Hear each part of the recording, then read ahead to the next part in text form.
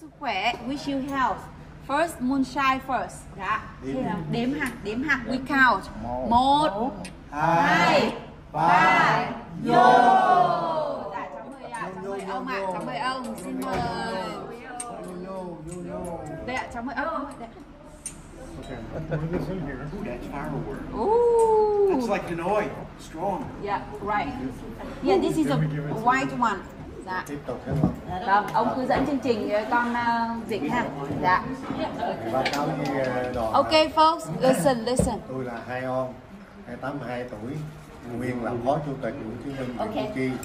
Đây là Ba Chô, 67 tuổi, nguyên là cũng ban lãnh đạo của Hồ Chí Minh Củ Chi. My name is Hai On, O-N, you can see On, O-N, On. I'm 82 years old and I'm a former vice president of the VC World Veterans in Củ Chi district. And this is Ba Chô, C-H-O, 67 years old. He's also in the officer of the VC World Veterans of Củ Chi district. Yeah. Cũng giới thiệu với các bạn là mậu thân 68 tôi quánh vô Sài Gòn, tôi bị thương cái tay, rớt cái hai ngón này, bị thương đầu và gãy giòn này, về nằm địa đạo 6 tháng trời, anh Châu cũng đánh với đó, rồi về ở trên bảo vệ, nói chung là anh em cũng về tới nơi ở đó là 6 tháng. You can see I fought during the Tet Offensive 1968 from Củ Chi attack to Saigon, and I got injuries of 2 fingers in the last 2 fingers here that now cannot move, and also get injured in the head and get injured in the right chân phải đúng không ông? Right leg. So he had to stay in the Củ Chi area in the bunker, medical bunker for 6 months. 6 tháng luôn không ha? 6 tháng. 6 months under the tunnel of the medical bunker. Dạ, còn ông thì sao ạ? Ở trên bảo vệ các bạn vô chứ lính vô đánh. Yeah, he also stay in the Củ Chi, but luckily not 6 months like Mr. On, and he also like guarding, protect in the Củ Chi area. So many stay in the ground and face to face when the enemy come in fighting, ready with the gun. Yeah. Vâng ạ. Yeah, please. First one is Spring Roll. If you have any question, welcome to ask. Chắc con đứng bên cạnh ông để dịch cho nó dễ, cách nhìn thấy không sao đâu. Some people sit here, but my way I better sit in the side with them, with the people. Any question, folks? Hai anh em tôi là ông già đi kháng chiến chống Pháp năm 45, lớn lên rồi theo ông già. Tôi 14 tuổi ra đi rồi, đây 16 tuổi theo ông già theo ổng, nhưng mà 69 là ông già của tôi hy sinh, tôi có thằng em cũng hy sinh. Our fathers was the Viet Minh soldiers during the French war. So from 1945, that our fathers, both of our fathers was a Viet Minh. That is the organization defeat against French. So in our generation, we follow our father tradition. So we keep continue be a VC volunteer. And our both fathers passed away, died in 1969. And I have a younger brother who also died because of fighting in the battlefield. Yeah. I joined the VC when I was 14 years old. And Mr. Cho was a VC when he was 16 years old. Dạ. Ông ơi, vậy là ông bắt đầu đi từ lúc năm 14 tuổi. Vậy là bao nhiêu năm đến khi mà kết thúc ạ? 5 năm. How many years of you was a VC in the battlefield? 33 năm. 33 years. Dạ. Ông bao nhiêu năm hả ông? 35 năm. 35 years. Những về sau, tôi về trước sau. Yeah. I'm older than him, so 33 years when I get old, so I retire earlier than him, and he served 35 years.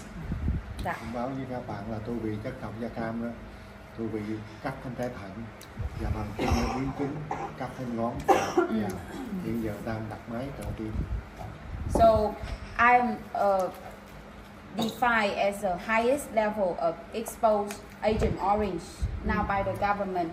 I have to remove or cut one kidney in one side, and then now my finger now cannot move, and I also have a machine to support with beating my heart right now.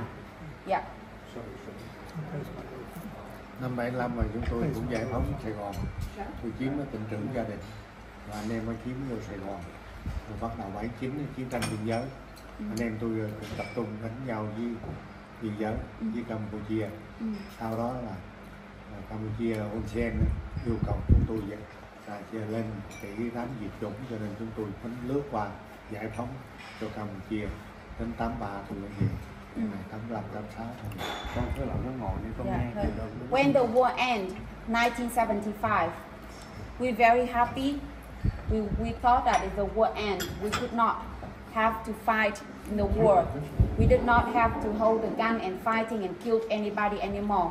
We thought that we in the peace, no war anymore. But not. 1979, we have to continue. Go to the border in the southwest of Vietnam and Cambodia, continue fighting Khmer Rouge. And we fought from 1979, 1983 to help Cambodia. And I come back in 1983, he come back in the years of 1986. Yeah. Cho các bạn hỏi đi. Yeah. That is something about us. But I would like to leave the time and opportunity with all your open questions. Any question you would like to ask, please share, please ask all the questions. So anybody would want to ask the question? Linda, đây ạ, bà này ạ. Bà này Linda ạ, bà có hỏi là hai ông bây giờ gia đình là có con rồi, bao nhiêu con rồi, cháu như thế nào ạ? Tôi là 4 con, 3 gái 1 trai, 9 4 cháu. children, 3 daughters, 1 son, and then 9 grandchildren. Yeah. Có 5 đứa đại học. 5 grandchildren went to universities. Are his children in the army and any? Ông này có hỏi là cháu của ông là có ai ở trong quân đội không ạ? Không, nói chung là children, grandchildren in the gái army. lớn qua trai nhỏ, rồi chưa không có đi bộ đội. Rồi giờ mấy cháu là đang học hết. So most of them choose to go to university or education. Okay. So no of them and some others still very small. So they hasn't joined in the army or go to army now. Yeah. Were any of his children affected by Agent Orange? That any of his children or grandchildren affected by Agent Orange. Ông ơi, bà Carol này hỏi là con ông và cháu ông thì có ai bị ảnh hưởng chất độc màu da cam không ạ? Có bị ảnh hưởng không ạ? Có đứa thứ tư là bị ảnh hưởng. Con trai đúng không ạ? Con gái. Con gái. One of my daughter affect or exposed Agent Orange. Yeah. Còn ông ạ, ông có bao nhiêu ông con? 3 con 6 cháu. 3 children. 3 children and 6 grandchildren. Đã có chắc nào chưa ạ? 2 con cán bộ công an thành phố. So 2 of his son, con trai đúng không ạ? Okay. 2 of his sons are the military or police officer of của Củ Chi hay là thành phố Hồ Chí Minh City. Vậy là 2 con của ông bây giờ đang sống ở Sài Gòn ạ? They live in Sài Gòn. So 2 of his sons now are the police officers for the Ho Chi Minh City. Quite high ranking. Work in the police department in Ho Chi Minh City and they all live in the city now. Yeah. Any question? Alex? When they were soldiers, did they fight very far away from here and other places in Vietnam or not? Yeah. When they were soldiers, did they fight very far away? Where did they fight during the war? Dạ, ông Alex này, ông có hỏi, ông chia sẻ hơn về trong những năm mà chiến tranh thì hai ông chiến đấu ở chiến trường nào ạ? Ở thành phố, khu Sài Gòn cho đến gia đình Tây Ninh, Long An, Bình Dương. We fought many places. First, the main area we fought is in Saigon, chợ lớn, Chinatown or Saigon. That is in the city. The other is down to the west and to the south. From the Củ Chi here, you fought for Bình Phước up to the north. từ đây đến Bình Phước là khoảng bao nhiêu cây số ạ ông ha? Chạy qua thăm Sài Gòn là tới rồi, dương mình bước rồi. 30 cây. About 20 miles to the west, that's where we fought one area, and down to the south, that is Saigon City, and another in the southwest. So in the area of about 20 miles. Did they go along the Ho Chi Minh Trail at all? Dạ, did they go along Ho Chi Minh Trail? Ông ơi, vậy ông có đi qua đường mòn Hồ Chí Minh không ạ? Không. Ở đó miền Bắc họ vô. Dạ. Miền Nam mình không có đi ra nữa. We did not go to the Ho Chi Minh Trail. The Ho Chi Minh Trail is where the North soldier, NBA, walked down, like my North grandfather, walked down and support us. We just get the weapon and support and fighting during the area here. But we did not go through, or we walked through and we went to Ho Chi Minh Trail. Any question? Dạ. Any question? I'm wondering how they sustain their health. How they Eating, eating, how when do they eat? Dạ. Ông ơi, bà Carol này bà rất là quan tâm đến sức khỏe của ông. Bà hỏi ông chia sẻ xíu là cái đời ngày xưa trong chiến tranh thì ăn uống sao, rồi bây giờ sức khỏe của ông ngày lớn tuổi rồi ảnh hưởng chất độc mao da cam thì cái cuộc sống hiện tại bây giờ ngày xưa đến bây giờ khi thì ông ăn uống làm sao, hay là ở đây như nào, thì họ muốn biết được là cái cuộc sống của mình như nào. Bị thương với chất độc da cam thì giờ ăn kiêng vậy đó. Cái thứ nhất, cái thứ hai là giờ có bệnh viện, mình được vô bệnh viện nhà nước điều trị, Dạ. miễn phí 100%. Chết thì nhà nước lo. Nói chung là sức khỏe giờ ổn định. Hồi chiến tranh thì ăn đói khát lắm, ăn củ mì, nhưng mà giờ ăn độc lập rồi, ăn đầy đủ rồi, điều kiện của mình cho hết. Nhưng mà bây giờ thì thường ăn những cái gì ạ? Giờ cứ kiêng thì phải kiêng gì ạ? Rồi thịt cá thôi chứ còn không dám ăn cơm nhiều. Không dám ăn cơm nhiều, ăn nhiều rau thôi. Talking about food and eating, during Mr. Auntie, during the war, we did not have food to eat, and we dream of having food to eat. The main food that we ate is cassava or tapioca, and sometimes it's corn, sometimes it's the wheat. You know, the red wheat is very hard that they mix with rice or they mix with corn, they mix with tapioca and eat during the war.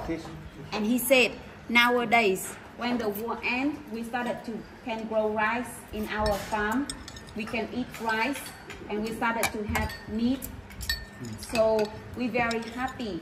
However, when I exposed Agent Orange and I getting older, now we have a lot of food, but I even cannot eat because I need to eat very little, especially less rice and more veggie that is healthy consider for us when we eating.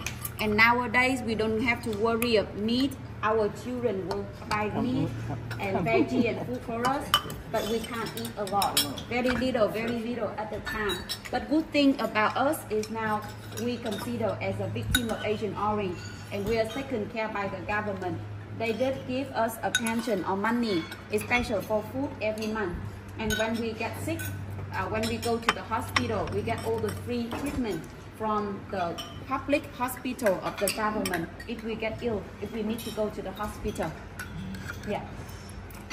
Another question? Yes, thank you. How did they receive word that, I'm only talking about the American War, Yeah. that had ended? How did they find out about that?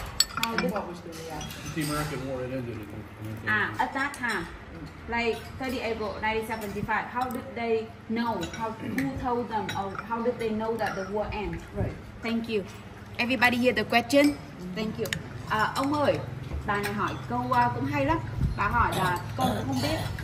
Khi mà ngày xưa 30 tháng 4 1975, khi mà có ông nghe thấy như thế nào, làm sao mà mình biết được là chiến tranh kết thúc và mình không chiến đấu nữa? Ai nói với mình hay mình nhận thông báo ở đâu, làm sao mà mình biết? Rồi cái tình thế lúc đấy thì như thế nào? Thì lúc đó là bộ đội là trong đơn vị có cái radio. Radio. Radio. Dạ. Một cái đài phát thanh trong Đài đó. phát thanh. Cái thứ nhất, cái thứ hai là máy móc vô tuyến á, vô tuyến. người ta thông báo Dạ. nơi nào chiến đấu ở đâu, chiếm lĩnh ở đâu, địch đầu hàng ở đâu, thông báo mình biết hết. Là nghe. Yeah. We heard that from the radio, the loudspeaker. First is Kiko is a radio. So we hear that one is enemy surrender, stop fighting. So that's what they heard. And then through the small radio of each team, or you call the each team. So if they heard that, they inform like this area now we can control. Enemy surrender, and then this area, so we know where we'll liberate first. That's how we find out when the war ends. Yeah, thank you. Another question?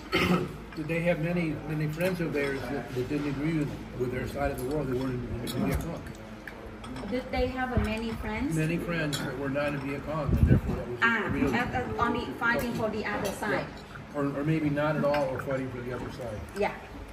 Ông này có hỏi là hồi đó thì ở Củ Chi mình thì mọi người đều là theo cách mạng, nhưng mà cũng có bạn của ông hay là những người hàng xóm ở trong cùng nơi mình ở mà mình biết nhau lại theo Cộng hòa. Thì ông chia sẻ thêm được không? Bởi vì ông ấy rất là muốn tìm hiểu ạ. Nói chung anh em hậu đã đi học chung trường mà, học chung trường rồi giờ lớn lên mình có cha đi đâu tham gia cách mạng, mình lớn lên mình theo cha, ông nói rồi không biết ai nên đi ngoài. Giờ giải phóng rồi mình cũng gặp nhau. Nói chung anh em là không có gì thù hằn, mình gặp nhau giờ nó nghèo khổ thì mình giúp đỡ, thấy không nổi thì nhà nước đề nghị nhà nước giúp đỡ. Nói chung là không có gì thù. Yes, of course. We did went to the school in the same school together. But our father fought for which side, we followed that side. And they joined in the other side. We do not know who tell them. Maybe their father or maybe the other who tell them that we fought the other side. So during the war, we are enemy, two sides. We live in the same village.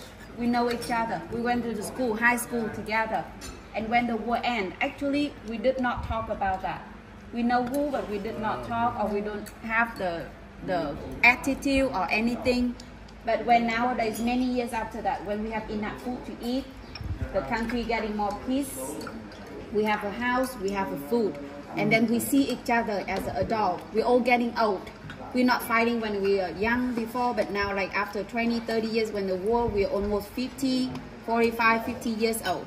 We do meet each other, and then we have a chance when we talk. When we're getting old, we sit down and we talk. At that time when we was young, we just fought for what side we believe is right. So I fought for BC, they fought for Avon. But we even did not know exactly why we followed that. We just was told to follow that. We was told by our father. They maybe was told by their father or the other. But we just fought. And now we sit down, we say, we just Vietnamese. We are same person. We are same blood, we are same appearance. But why we need to hate? So we started to getting to see each other, talk more about the wartime, take care of each other, because they do also exposed by Agent Orange, but the government not support because they fought for the other side officially. So in our war veterans organization, officially we are not allowed to give money in, but we did have to contribute our own money so that we share, we support, we help. And the more support among us is, we know when we get old, we're lonely. We're very alone, lonely. And our children go to the city. And now we realize that we need to sit and stay together. We talk together. That is thing we need to support each other more than just the money. So we often gathering together, even in the same village, who's still alive now, talking and support. And we support them. Yeah. Thank you. Good question. Steve? Cậu ăn miếng. Em ăn miếng. How was it living in the tunnels? How was the living in the tunnel? Good question. Ông này là Steve ạ. Ông ấy cũng tìm hiểu lịch sử Việt Nam lắm. Thì ông ấy muốn hỏi một câu thì nhờ hai ông chia sẻ. Ông có thể chia sẻ được cái cuộc sống hồi đó khi mà sống ở trong địa đạo như nào, nó khó khăn như nào, hay là nó thiếu không khí hay sao, hay là cuộc sống chiến đấu ở trong địa đạo như thế nào, thì nhờ ông chia sẻ, ông nào ấy ông chia sẻ cho ông không ạ? Tôi thấy là cái không khí trong địa đạo thì nó không không có tối, tức là khi nào mà không có giặc, nói chung là giặc đủ có trong nó có Mỹ thì là tới thì đậy hết nắp lại. Đậy hết Chiến nắp đấu lại. Chiến đấu. Nhưng mà khi ở dưới hầm là ông nghe được ở trên đúng không ạ? Nghe chứ, biết. Nghe rõ. Nghe biết hết chứ, tức là sao mà không có giặt thì mở hết nắp ra, cả nắp chính nắp phụ mở hết ra, sáng cũng như vậy. Cũng như vậy, còn nếu khi có giặt thì mình mở đóng lại. Rồi lấy trên anh em chiến đấu là tôi, ông này nằm dưới lòng đất, tôi ở trên, tức là các bạn vô thì tôi đánh. Thì có ăn uống thì nó thật là ưu tiên cho cái người bệnh, người thương binh để ăn cho nó mau hồi phục lại nó lên chiến đấu. Còn cái người ở trên thì tôi là không có đồ ăn. Có khi có lắm lúc ăn nó cay, ăn củ mì lá cây để sống, khổ vậy đó. Rồi là để tập trung cho những người bệnh thương binh ở dưới để ăn. Lúc đó thì Liên Xô Trung Quốc rồi nó về nó hiện trợ thịt hộp rồi. It is really hard. It is starved. Is there nothing to eat? It's really hard living there. So we don't have any electricity or light system there in the tunnel. But when we actually when you walk on the surface, you cannot hear clear from the first floor. But when you're in the first level, you hear very clear walking who come through. So we know that when enemy come or not come, there are the people there or not people there. We try to guess when we stay under the first level. So when we don't have the enemy come, we don't have to fight. We open all the lid, the door, even the first, the second, the first close, the second, the third, we open it so we get more air and more lights. That's why we get lights. But when the enemy come, I am a person to fighting up there. And then like him, he got injured, he stayed there too. So we protect the people, even children, women, stay under the bunker. So we are prioritize food for those who need. Children, women, and injured soldier first. Like me, I fighting up there, I hold gun, and even sometimes we don't have even tapioca to eat. Even we have to eat just fresh leaf. We just pick all any kind of beans around and eat it to get some vitamin and eat there. It's very hard during living under the tunnel. We always don't have enough oxygen to breathe. Thank you. Dưới hầm á, về tinh thần á, thì có máy đèn, nổ máy xuống dưới chiếu phim, cũng sáng anh em cũng quấn cờ rồi, này kia nọ, quấn bài rồi cho vui vẻ, rồi đoàn dân công xuống cũng phục vụ ca hát cho thương binh ở dưới coi, dưới rộng như đây nè, nói chung là cũng ổn định. Cái thứ nhất, cái thứ hai về vật chất thì nó thiếu thuốc men, nó thiếu thuốc giảm đau, thiếu thuốc kháng sinh. Đấy, cho nên như vết thương vậy nè, cây kim mà bơi dai mà nó lục vào mài còn bao nhiêu rồi băng gạt rồi đem nó giặt rồi băng trở lại rồi thâu mấy này nè, không có thuốc tê cho nên phải ráng chịu. Nói chung là dưới có nhiều cái khó khăn là ráng chịu đựng qua cái gian khổ. You know, now when we go to the hospital, very clean, a lot of equipment facility for us. But I remember when I was there for 6 months, we don't have antibiotics, we don't have a cleaning thing, the bandage that we band and we just wash it and then we reuse that, and the needle is for this, to do it without, we don't have any medicine to help us less pain, and it's all very painful, and sometimes we have just buy the cloth, the scrap, and sometimes we just keep eating some leaves to keep us less pain. Then we know we don't have any antibiotic, so it's very hard living there. But one thing that we're very happy is we do have a spirit who know to play the guitar, play the song. We also even have some generator. Like sometimes we have a movie and gathering together. So it's not always dark. It's always sometimes that is how we keep ourselves spirit of being starved and being hard and fighting. Thank you. Question, Steve. Juliet. What? Is he living here in this beautiful building, or is he living somewhere else? He come here. This is one family house. that help us to cook the food. They come from their house. They come in here by, before they come here by Honda. Now they cannot ride, they come here by the taxi. Yeah. Yes. So they talked about now that they're older, they sat down with their friends who are on the other side and they talked. And what they talked about, what if they could sit down with some American soldiers who were here? What would they talk about? Oh, I missed the next part. You mean the Avon or you mean the So- GI? What would What they if say they to just- American soldiers right now? They came back to Vietnam. If they What would could they sit say? down and Ah, talk to okay, each I other. got. Thank you. What could they want to talk with American GI if they could come back Vietnam nowadays and sit together like this to talk? What would they like to talk with the American veterans?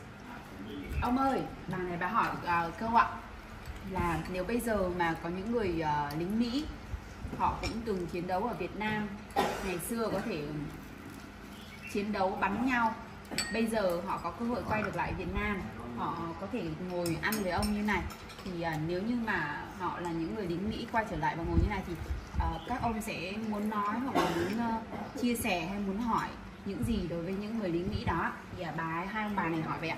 Trước khi trả lời câu nói đó thì tôi hỏi lại với các bạn đây, nói chung các bạn vô Việt Nam, có người Việt Nam có khinh bỉ hoặc là có thù ghét thì các bạn. Before answer your question, I would like to ask everybody, when you come to Vietnam this time, what do you think about Vietnamese people? Is any Vietnamese person hate you or say something about you? Dạ không, thân thiện không? Rất là tuyệt vời, mọi người rất là thân Ở thiện Mỹ ạ. thời đó họ gạt nhân dân Mỹ, họ nói chúng tôi là Việt Cộng, giết dân, cho nên đưa quân để giúp dân Việt Nam. Nhưng mà đưa vô đây, quân vô đây thấy bom pháo thuận Mỹ không, mà thấy chết á, Việt Cộng không thấy, mà thấy đàn bà con nít chết, cho nên họ mới báo cho gia đình. Nên gia đình ở bên Mỹ tất cả xuống đường kéo Putin rồi rút quân để cho Việt Nam ta tự giải quyết. Cho nên xác định rõ ràng là nhân dân Mỹ và con em nước Mỹ là bạn chúng tôi, không có gì thù địch. Để khép lại quá khứ, đi tới tương lai cho con cháu. If I could sit down with US veterans and soldiers, I would let them know nowadays with the internet, with the TVs, but I know one thing. At that time in US, you were hurt. If you are a soldier, you were hurt by your government that Viet Cong kill people, VC kill people, and US soldier GI come to help to kill VC because they keep kill people. But when you come to here, you don't see any VC. You see a lot of women and children was killed. So that I believe that it was told in the country, in the news when you come in here. But that's why at that time there's a lot of American people walk on the street, protest, stop the war, end the war, against the war. So for us, American people, American children, American people, it's not our enemy, it's our friends. We're all just human, we all just fought for our two different governments. Yeah. Ông có chia sẻ thêm gì không ạ? Có nghĩa là nếu ông muốn chia sẻ, ông muốn hỏi thêm những người lính đó thì ông sẽ hỏi thêm những câu chuyện gì hay sao ạ? Nói chung là anh em chúng tôi đây là ngoài được tiếp tất cả là du lịch của Mỹ, tướng tá thì rất nhiều, cả sư 25 Mỹ đóng ở Đồng Dù gần đây, đến đây cũng rất nhiều. Nói chung là đầu tiên thì họ cũng ngại vì lính Mỹ, nhưng mà sau họ thấy cái nhiệt tình với nhau, thông cảm với nhau, họ nói họ là cựu chiến binh Mỹ, không có gì mà thù hằn hết, khép lại quá khứ để tương lai cho con cháu. When I've been sharing with this special for OAT companies, this is give me an opportunity to meet American people who was at that time, who gone at that time, and I did met a lot of US veterans who come back. At the beginning, we see each other.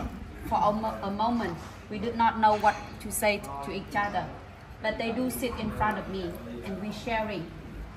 We all expose Agent Orange. So it's not one side or the other side, same.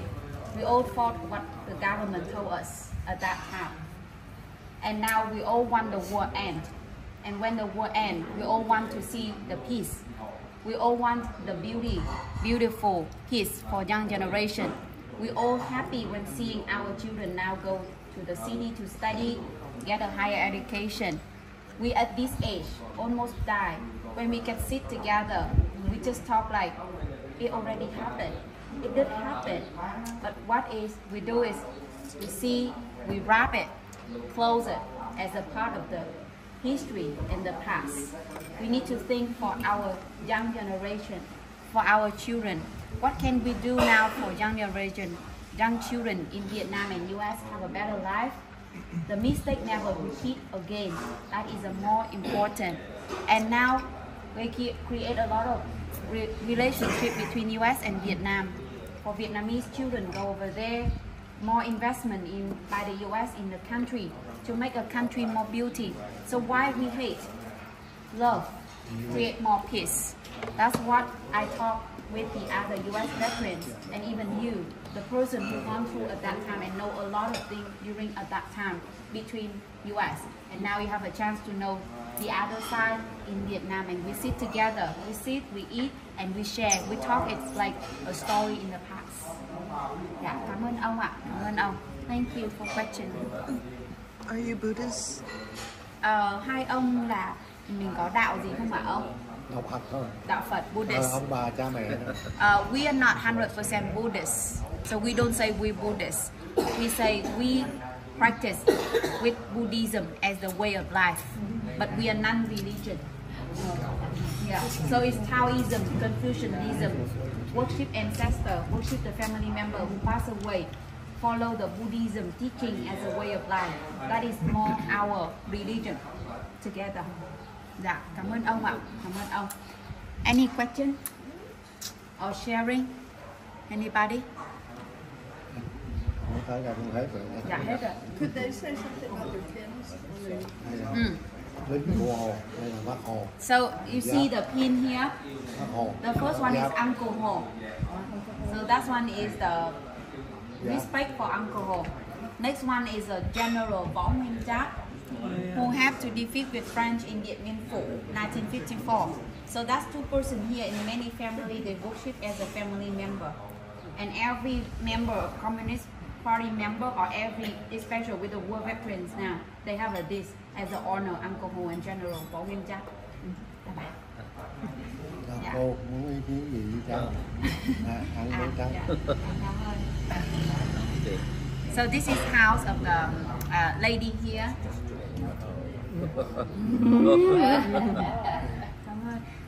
She live here. Yeah. Con nói với khách là khách đi du lịch ghé nhà bác dùng bữa trưa bác rất vui. Dạ. Với con hỏi khách dùng món ngon miệng không? Dạ, cảm ơn bà. Bà ơi, cho con xin phép giới thiệu tên bà với tuổi của bà cho khách nhớ được không ạ? Là bác tên Bửu. Dạ.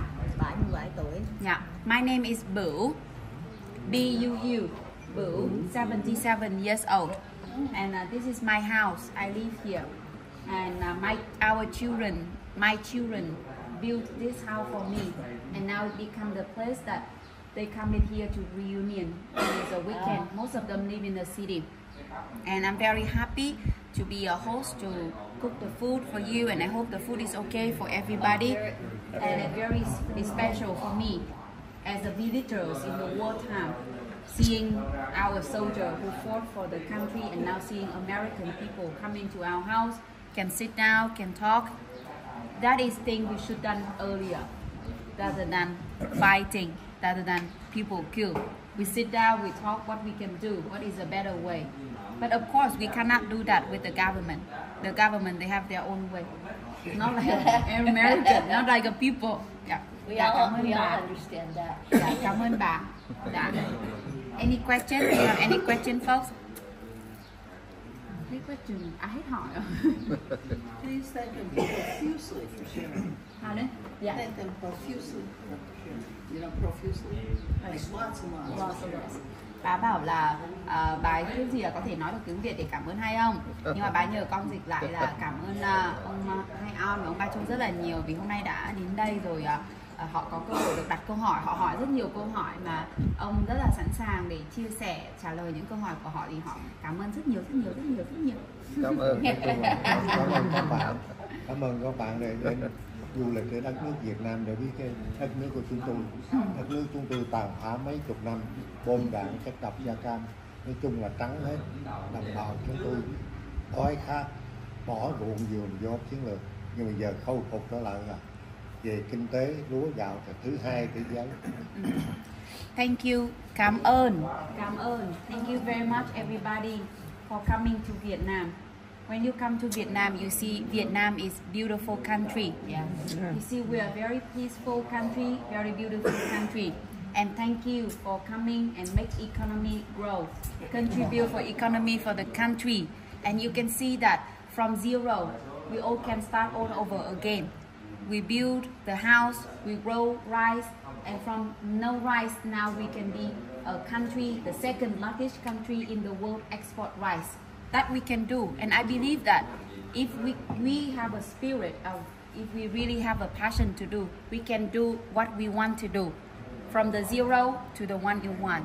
So cảm ơn, thank you for coming to Vietnam. Dạ cảm ơn ông. Em ở đây vui vẻ. International Women's Day. Bà ơi, chúc mừng ngày quốc tế phụ nữ. Chúc ông bà dồi dào sức khỏe. Dồi dào sức khỏe. Wish you a lot of health.